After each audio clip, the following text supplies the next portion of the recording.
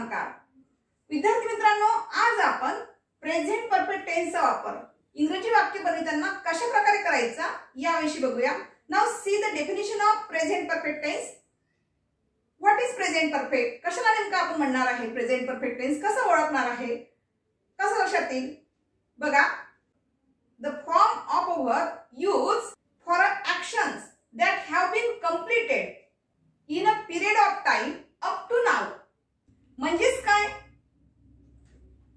पूर्ण वर्तमान काळामध्ये जी काही क्रिया पूर्ण झालेली असेल आणि तिचा परिणाम जो आहे ते बोलत असताना ती नजीकच्या काळात घडत असल्याची आपल्याला जाणीव होत असते, यासाठी हा पूर्ण वर्तमान काळाचा वापर केला जात असतो। Let us see the construction of present perfect tense. Subject plus have oblique has plus third form of verb. याला दुसरं नाव काय आहे? थर्ड फॉर्म ऑफ वर्बला काय म्हणतात? आणखी पास्ट पार्टिसिपल म्हणतात। Past participle, past participle plus object. बघा कन्स्ट्रक्शन काय आहे विद्यार्थी मित्रांनो? Subject plus have oblique has plus third form of verb. Third form of वर्बला काय म्हणतात? Past participle plus object. ज्यावेळेस आपल्याला एखादं वाक्य इंग्लिश मध्ये करायचं असेल प्रेझेंट परफेक्ट टेन्स मधलं, तर अशा वेळेस या फॉर्म्युल्याचा किंवा या कन्स्ट्रक्शनचा वापर लक्षात घ्यायचा आहे तुम्हाला। याचा वापर त्या वाक्यामध्ये करायचा असतो विद्यार्थी मित्रांनो। आलं लक्षात? ठीक आहे। आता या ठिकाणी तुम्हाला अवघड वाटण्यासारखी गोष्ट कोणती आहे? म्हणजेच काय? एकंदरीत तुम्हाला आतापर्यंतच्या व्हिडिओमध्ये तुम्हाला माहिती आहे सब्जेक्ट कोणता आहे, ऑब्जेक्ट कसं ओळखायचं, या अगोदरच्या व्हिडिओमध्ये झालेलं आहे। ठीक आहे। मग नेमकं हॅव आणि हॅज हा कुठे वापरायचा याविषयी थोडं आपण लक्ष टाकूया।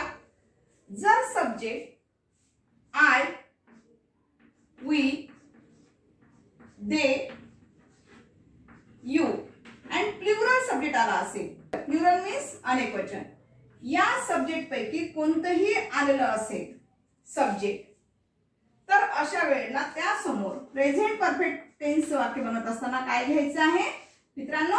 हॅवचा वापर करायचा आहे। ठीक आहे। सब्जेक्ट जर आय, वी, दे, यू आणि प्लुरल सब्जेक्ट आला असेल, म्हणजे अनेकवचनी करता जर आला असेल, तर प्रेझेंट परफेक्ट टेन्स मध्ये हॅवचा वापर करायचा आहे। चला आता नेमकं हॅज कुठे वापरायचा? एक्सेप्ट ऑफ दिस सब्जेक्ट, जे आता आपण सब्जेक्ट बघितले होते याच्या व्यतिरिक्त जे काही सब्जेक्ट असेल त्यावेळेस हॅजचा वापर करायचा। बघा नेमकं कोणते प्रोनाउन आहे ते? ही, शी, इट। सिंगुलर प्रोनाउन म्हणजे सिंगुलर सब्जेक्ट, म्हणजेच काय? एक वचनी करता जर आला असेल तर वी यूज हॅज, तर आपल्याला काय यूज करायचं आहे? हॅजचा वापर करायचा आहे। ठीक आहे। चला आपण आता सेंटेन्स कडे वळूया। मी लिहिलेले आहे, लिहिलेले आहे।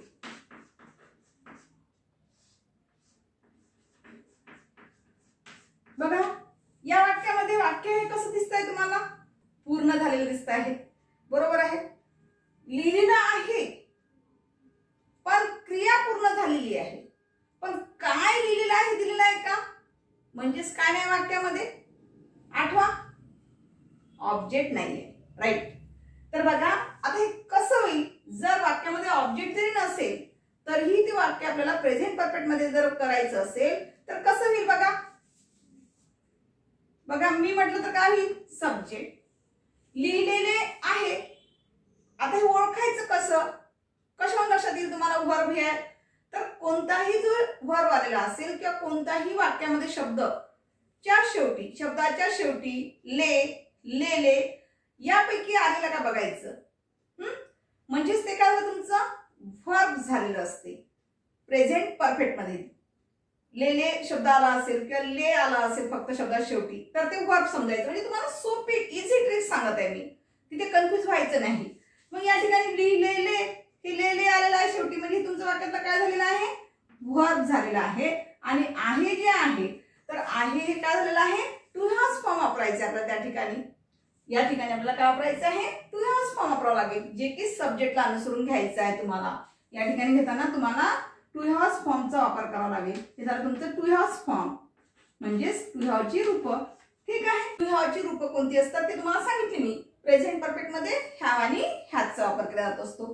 ठीक आहे, तर याला आपण वाक्यामध्ये कशा पद्धतीने करणार आहोत बघा. मी म्हणायचं असेल तर काय घेणार आपण सब्जेक्ट मधलं तर आय. आता आयच्या समोर काय लागेल, have. I have according to structure I have. त्यानंतर आपल्याला काय दिलेलं आहे, पास्ट पार्टिसिपल किंवा थर्ड फॉर्म ऑफ वर्ब. मग या ठिकाणी वर्ब कोणता आलेला आहे, लिहिलेले. हा वर्ब झालेला आहे म्हणजे ढोबळ मनाने विचार करायचा. ऍक्च्युली ते थर्ड फॉर्म ऑफ वर्ब मध्ये आहे वर्ब, पण आपल्याला इथे मराठीमध्ये थर्ड फॉर्म ऑफ वर्ब समजेल का, नाही समजणार. त्यासाठी फक्त एकच लक्षात ठेवायचं आहे मित्रांनो तुम्ही, की हे लिहिलेले हा जो शब्द आहे हा काय आहे, तुमचा वर्ब आहे. राईट, हे थर्ड फॉर्म ऑफ वर्ब आहे. ऍक्शन पूर्ण झालेली आहे वर्बची, झाली की नाही. हो, तर अशा वेळेला काय करायचं आहे, आपल्याला लिहिलेला काय म्हणतात, राईट. राईट हे तुमचं फर्स्ट फॉर्म ऑफ वर्ब झालेलं आहे. राईट म्हणजे लिहिणे, हे तुमचं काय झालेलं आहे, फर्स्ट फॉर्म ऑफ वर्ब. याचा पास्ट टेन्स काय होईल, रोट म्हणजे सेकंड फॉर्म ऑफ वर्ब. हे काय झालं तुमचं पास्ट टेन्स. आपल्याला कोणता हवा आहे, थर्ड फॉर्म ऑफ वर्ब आहे म्हणजेच काय होईल, रिटर्न. रिटर्न हे काय झालंय तुमचं थर्ड फॉर्म ऑफ वर्ब. म्हणजे तुम्हाला इथे घेताना काय घ्यावं लागेल, रिटर्न हा वर्ब त्या ठिकाणी वापरावा लागेल. बघा आता या वाक्यामध्ये काय लिहिलेलं आहे, दिलेलं आहे का, नाही आहे. म्हणजेच या वाक्यामध्ये ऑब्जेक्ट आलेलं नाही आहे. वाक्य आपलं संपलेलं आहे. मी लिहिलेले आहे, मी लिहिलेले आहे, संपलं. पण नेमकं काय लिहिलेलं आहे सांगितलं आहे का, नाही आहे. म्हणजे जसं की पत्र लिहिलेलं आहे की कविता लिहिलेली आहे और लेसन लिहिलेलं आहे, असं काही दिलेली आहे का, नाही. चला, म्हणजे या वाक्यामध्ये ऑब्जेक्ट नाही आहे. जर ऑब्जेक्ट आलं तर कसं करायचं, त्यासाठी आपण नेक्स्ट सेंटेन्स बघूया. नंबर 2,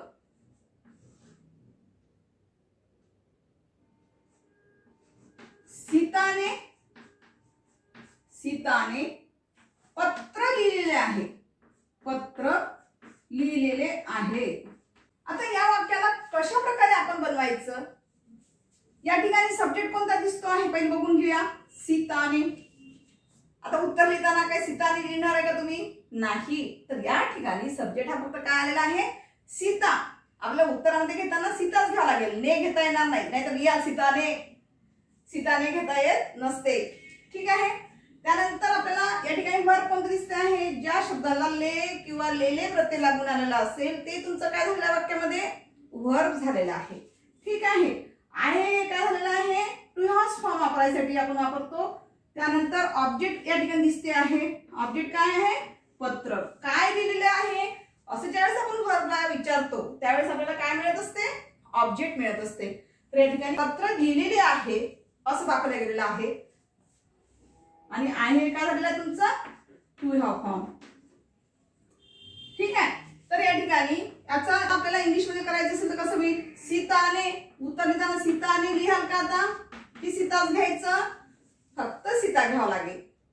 सीता किती सीता आहे, एकच सीता आहे. एका मुलीचं नाव आहे. म्हणजे हा सब्जेक्ट कसा आहे, सिंगुलर आहे की प्लुरल आहे, सिंगुलर आहे. सिंगुलर आहे म्हणजेच एक वचनी आहे. जर एक वचनी असेल तर अकॉर्डिंग टू फॉर्म्युलानुसार हा जो फॉर्म्युला आहे त्यामधला कोणता वापरावा लागेल, आपल्याला हॅज वापरावा लागेल.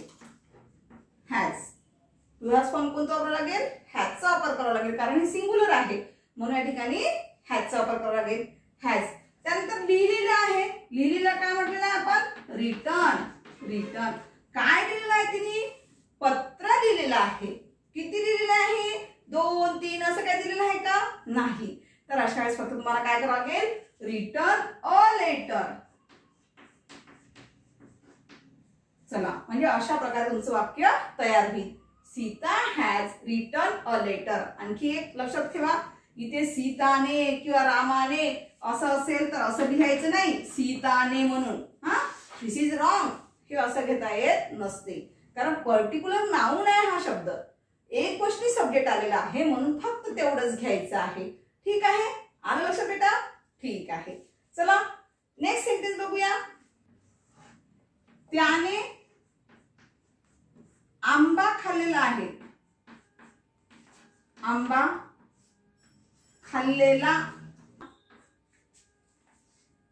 आहे. कोणती ऍक्शन पूर्ण झालेली आहे? खाण्याची. खाल्लेला आहे. तुम्हाला सांगितलं खाल्ले, लेले, लेले, ला यापैकी कोणताही शब्द आलेला आहे, ऍक्शन जिथे पूर्ण झालेली आहे ते काय समजायचं वाक्य? प्रेझेंट परफेक्ट मध्ये आलेलं म्हणून. शेवटी आहे आलेलंच आहे. याला आपल्याला इंग्लिश मध्ये करताना कसं करणार तुम्ही? बघा या ठिकाणी सब्जेक्ट कोणता आलेला आहे?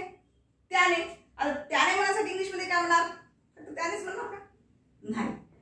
त्याने म्हणायसाठी ही हे प्रोनाउन वापरले जाते. त्याने म्हणायसाठी काय वापरायचे तुम्हाला? ही प्रोनाउनचा वापर करा. जसं की तिने, इथे त्याने आंबा खाल्लेला आहे असं म्हणा, किंवा तिने आंबा खाल्लेला आहे.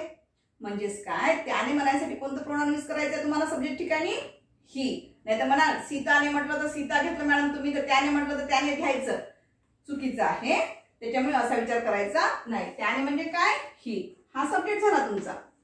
कसा आहे? सिंगुलर आहे. त्याच्यामुळे काय घ्यावं लागेल? हॅज. He has. ठीक आहे.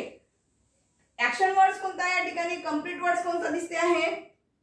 या ठिकाणी जे कंप्लीट वर्ब झालेला आहे ते कोणता आहे? खाल्लेला. मग खाण्याला काय म्हणतात? खाण्याला काय म्हणतात? ईट. ईट म्हणजे खाणे. पण अकॉर्डिंग टू फॉर्म्युला अनुसार you use third form of verb. आपल्याला काय यूज करायचं आहे? Third form of verb use करायचं आहे. मग याचा पास्ट टेन्स काय होईल? ईट काय झालं? First form of verb. याचा सेकंड फॉर्म काय आहे? एट. आणि थर्ड फॉर्म काय आहे? ईटन. ईटन म्हणजेच खाल्लेला. हे झालं तुमचं थर्ड फॉर्म ऑफ वर्ब झालेला आहे. तर या ठिकाणी मला काय घ्यायचं आहे? ईटन वर्ब यूज करायचा आहे. He has eaten. काय खाल्लेलं आहे? आंबा. किती आंबे खायला सांगितलंय का? नाही. म्हणून अ मँगो. ठीक आहे. अशा पद्धतीने तुमचं वाक्य तयार होईल. म्हणजेच कसं? He has eaten a mango. ठीक आहे. लक्षात आलं? ठीक आहे. In this way we have learn present perfect tense. अशा प्रकारे आज आपण प्रेझेंट परफेक्ट टेन्स मध्ये कशा पद्धतीने वाक्य बनवायची ही माहिती आपण जाणून घेतलेली आहे. थँक्यू.